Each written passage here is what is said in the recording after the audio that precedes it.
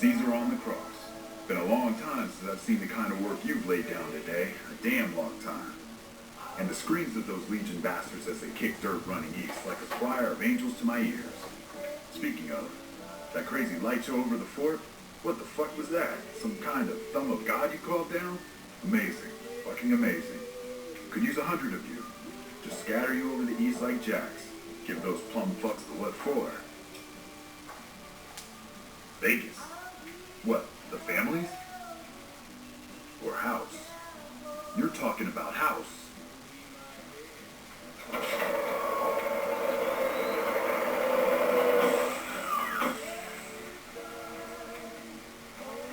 What is this Brahmin shit?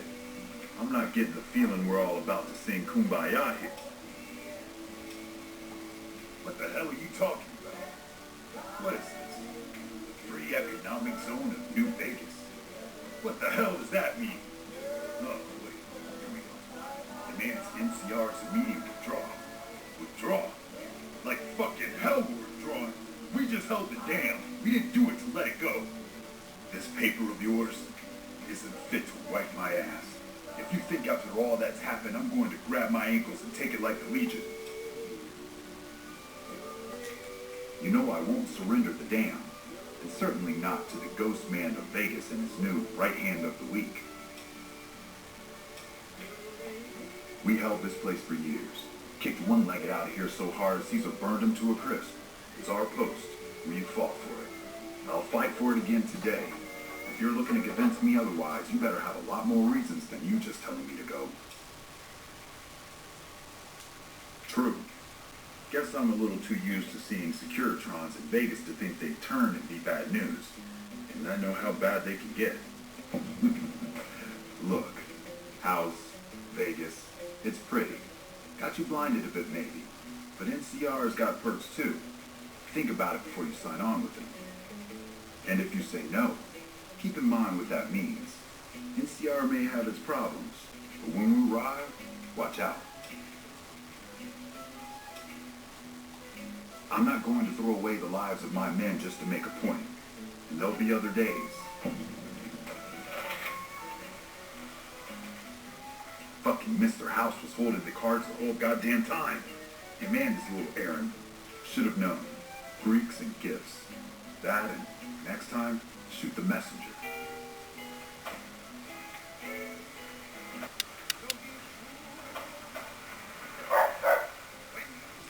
You know, I've had thousands of employees in my time. Few met my expectations. Fewer still surpassed them. Your performance has been nothing short of spectacular. If I have need for a specialist of your stripe again, I'll know just where to turn. Back to Vegas, shall we? I really should do something about that monorail with all the new resources at hand. I can make sure it not only runs, but runs on time. Always bothered me, the imprecision. No need to worry about the general, by the way. He'll be held responsible, publicly disgraced.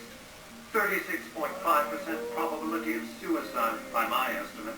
Kimball won't be able to save him. He'll be too busy getting thrown out of office.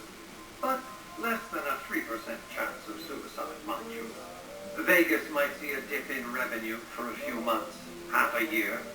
But soon enough, the tourists and their money will be pouring in.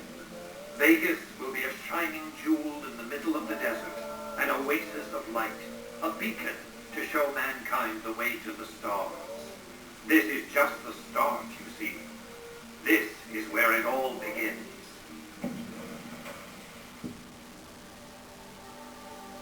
And so the courier who had cheated death in the cemetery outside Good Springs cheated death once again, and the Mojave Wasteland was forever changed.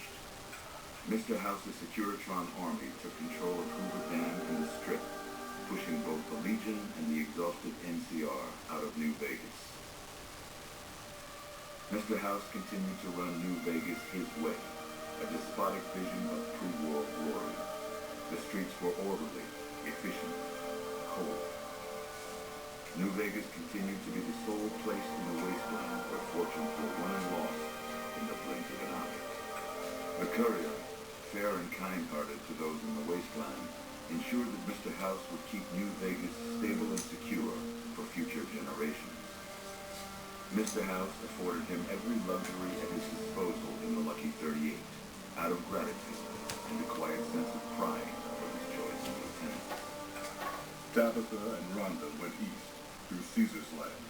Occasionally, tales of their exploits found their way back west, though few believed them. Eventually, the stories concerning the duo were collected and published, and proved to be quite popular with children. Still grappling with self-doubt over his usefulness in the face of old age, Raoul was never able to find peace with himself. Eventually, he left the Mojave and assumed a new name, as he had done so many times before. Mr. House showed little interest on the boomers, who eventually began venturing out to Nellis to meet and trade with travelers. Buried beneath tons of rubble, the Mojave chapter of the Brotherhood of Steel was no more. Those few who were outside the Hidden Valley bunker when it was destroyed settled into new lives, or headed west to find a new chapter to join. The Fiends staged an attack against Camp McCarran during the Second Battle at Hoover Dam. During the NCR's retreat, the Fiends overwhelmed many of the troopers before Mr. House's Securitrons could deal with them. After Mr. House gained control of New Vegas, he sent a Securitron to Good Springs as a token of appreciation for helping the courier. Victor was a mixed blessing, however, as he continually monitored the town for Mr. House. Rose of Sharon Cassidy died as her caravan died. In an unmarked grave, another victim of the Mojave. Thanks to the courier and Lily, a cure for the Nightkin schizophrenia was found shortly after Dr. Henry's experiment concluded. Nightkin and other super mutants in the wasteland flocked to Jacobstown, and the town became known as the haven where a mutant could find peace.